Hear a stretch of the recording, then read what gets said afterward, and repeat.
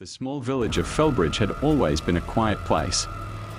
The people who lived there were mostly farmers and their families, and they kept to themselves. But one day, something strange happened. A young woman named Alice was walking home from the market when she saw a man standing in the middle of the road. He was tall and thin, with long black hair and a pale face. He was wearing a strange black cloak, and he had a dark look in his eyes. Alice was frightened, and she started to run. But the man followed her. He chased her through the village, and she didn't know where to go. Finally, she ran into her house and slammed the door shut.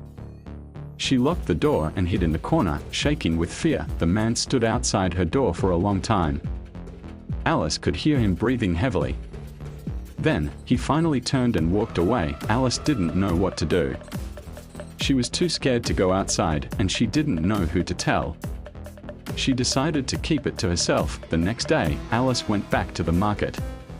She was hoping to see the man again, but she didn't. She asked around, but no one had seen him. Alice started to wonder if she had imagined the whole thing. But then, she started to hear stories from other villagers. They had seen the man too. The man was always seen at night. He would walk through the village, and he would always be followed by a pack of wolves. The villagers were terrified. They didn't know what the man wanted, or why he was followed by wolves. One night, a group of villagers decided to go after the man. They followed him into the woods, and they never came back. The next day, their bodies were found. They had been torn to pieces by the wolves. The villagers were now more afraid than ever. They didn't know what to do. Alice decided to take matters into her own hands. She went to the library and started to research the man. She learned that he was a vampire. Alice knew that she had to stop him. She gathered a group of villagers, and they went after the man. They found him in a cave, and they attacked him. The man was strong, but the villagers were too many for him. They killed the man, and the wolves ran away. The villagers were relieved. They had finally gotten rid of the man who had been terrorizing them, but Alice knew that it wasn't over. There were other vampires out there, and they would be looking for revenge. Alice vowed to be ready for them. She would protect her village, no matter what it took. The story ends with Alice preparing for the next attack. The reader is left wondering if she will be successful. The story is set in a small village in Europe. The atmosphere is dark and suspenseful. The characters are the villagers, the vampire, and Alice. The plot is the conflict between the villagers and the vampire. The film is good versus evil. After the villagers killed the vampire, they thought they were finally safe. But they were wrong. A few weeks later, a group of vampires came to the village. They were looking for revenge. The vampires attacked the village, and they killed many people. Alice and her friends fought back, but they were outnumbered. Just when it seemed like all hope was lost, a group of vampire hunters arrived. They had been tracking the vampires for months, and they were finally here to stop them. The vampire hunters and the villagers fought together, and they were able to defeat the vampires. The vampires were killed, and the village was saved. Alice and her friends were grateful to the vampire hunters for saving their lives.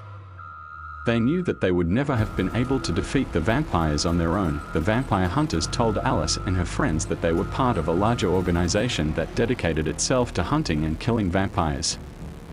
They invited Alice and her friends to join them, and they accepted. Alice and her friends trained to become vampire hunters.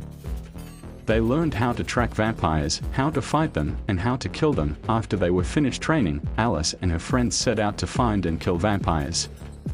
They traveled all over Europe, and they killed many vampires. Alice and her friends became known as the most feared vampire hunters in Europe.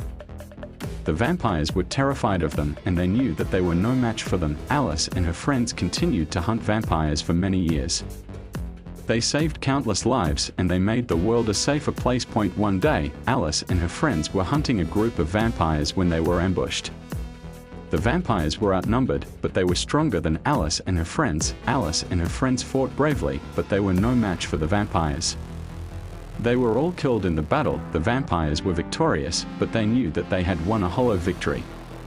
Alice and her friends had killed many of them, and they had made a name for themselves as the most feared vampire hunters in Europe. The vampires knew that they would never be able to replace Alice and her friends.